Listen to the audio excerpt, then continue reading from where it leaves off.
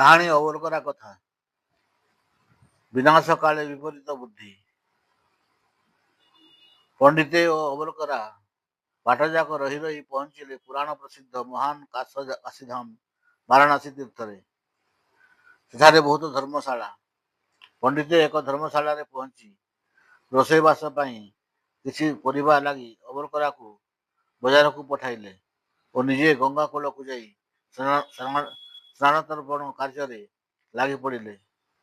ଅବଲୋକରା ନୂଆ ତୀର୍ଥ ଜାଗାକୁ ଆସିଛି, ଏଠାରେ ତ କୀର୍ତ୍ତି ସ୍ତମ୍ଭ ରହିଛି, କ'ଣ ବୋଲି କିଛି ଦେଖିବା ଦରକାର। ଅବଲୋକରା ବଜାରକୁ ଯିବା ପୂର୍ବରୁ ଗଙ୍ଗା କୂଳ ଆଡ଼କୁ ବୁଲିଗଲା। ଘାଟ ପରେ ଘାଟ, ବହୁ ପଣ୍ଡିତେ, ବିଧବା ଆଉ ଯାତ୍ରୀମାନେ ସେବା ପୂଜା ସ୍ନାନ ଦାନ ଚାଲିଛି। ଗୋଟିଏ ଗଙ୍ଗା ଘାଟ ସାମନା ବିରାଟ କୋଠାଘର ଆଗରେ ସୁନ୍ଦର ଚଉପାଢ଼ୀ ହୋଇଛି ଲୋକେ ବସିବାକୁ। ଗୋଟିଏ ସ୍ତମ୍ଭରେ ଲେଖା ଅଛି, ବିନାଶ କାଳେ ଚ ବୁଦ୍ଧି ବିପରୀତ। ଅବଲୋକରା ଲୋକଙ୍କୁ ପଚାରିଲା, କ'ଣ ଲେଖା ହୋଇଛି ଓ ଚଉପାଢ଼ୀଟି କିଏ କରିଛି? କିଏ କ'ଣ କହିଲା ବୁଝିହେଲା ନାହିଁ। ସହଜେ ଅବଲୋକରା ଓଡ଼ିଆ ଲୋକ। ଯୋଗକୁ ଜଣେ ଓଡ଼ିଆ ଲୋକ ଭେଟି କହିଲା, ଏହାକୁ ଜଣେ ବଡ଼ ଜମିଦାର ତିଆରି କରିଛନ୍ତି। ବିପରୀତ ବୁଦ୍ଧି ବିନାଶରେ କାରଣ ବୋଲି ସତର୍କ ଲଗାଇ ଲେଖିଛନ୍ତି। ଅବଲୋକରା ପଚାରିଲା, କାହିଁକି ସେ ଏଠାରେ ଏତେ ପଇସା ଖର୍ଚ୍ଚ କରି ଲେଖିଲେ? କଥାର ଉତ୍ତର ଦେବା ତ ସହଜ ନୁହେଁ। କେତେ କାଳ କଥା କିଏ କହିବ? ଅବଲୋକରା ମୁଣ୍ଡ ଖରାପ ହୋଇଗଲା। ଅସଲ କଥାଟା କେମିତି ଜାଣିବ? ସଉଦାପତ୍ର କ'ଣ କିଣିବ? ସିଧା ଧର୍ମଶାଳାକୁ ଫେରି ଆସିଲା ଖାଲି ହାତରେ। ପଣ୍ଡିତେ ତାକୁ ଦେଖି ବୁଝିପାରିଲେ ଯେ କେଉଁଠି କ'ଣ ଦେଖି ହୁଣ୍ଡା ଫେରି ଆସିଲା।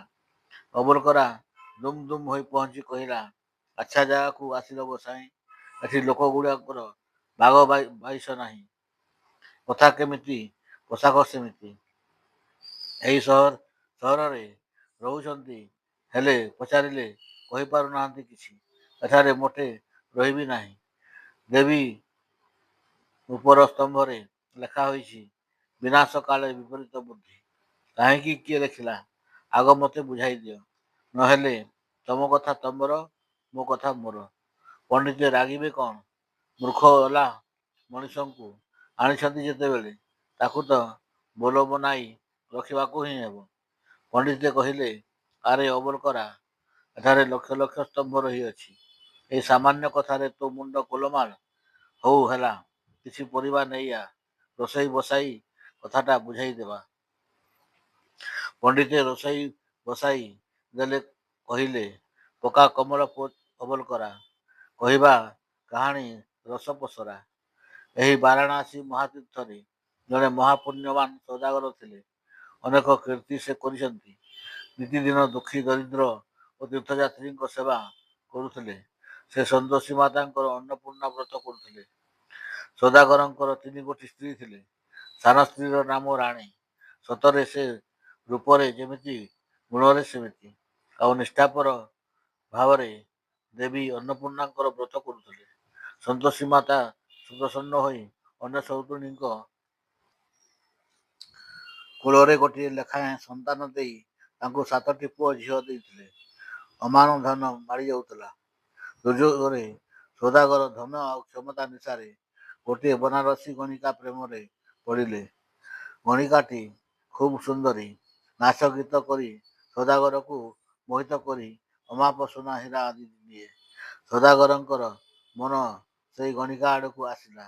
ସେ ତାକୁ କୋଠା ବାଡ଼ି କରି ବହୁ ଧନ ଦେବାକୁ ଲାଗିଲେ। ଗଣିକାର ଧର୍ମ କର୍ମ ନାହିଁ। ସେ ସୌଦାଗର ସହିତ ନିଜ ଉଆସକୁ ବି ଆସିବାକୁ ଲାଗିଲା।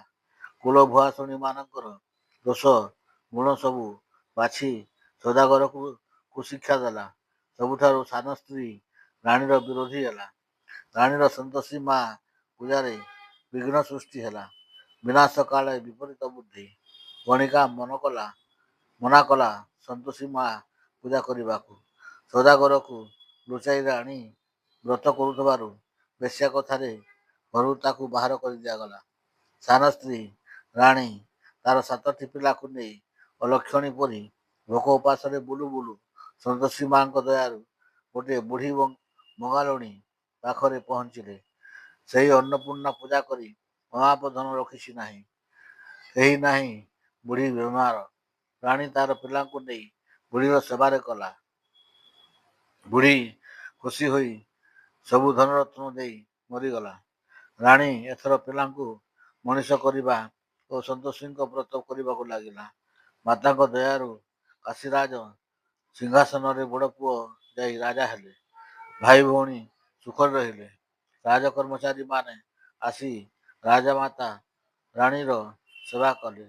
ଏଣେ ସୌଦାଗର ପ୍ରତି ମା ଅନ୍ନପୂର୍ଣ୍ଣା ଅସନ୍ତୁଷ୍ଟ। ଅକାଳ ରୋଗରେ ଅସୁସ୍ଥ ହେଲେ। ଚୋର ଖଣ୍ଟ ପରି ଧନ ବୋହି ନେଲେ। ବେପାର ବଣିଜ ଗଲା।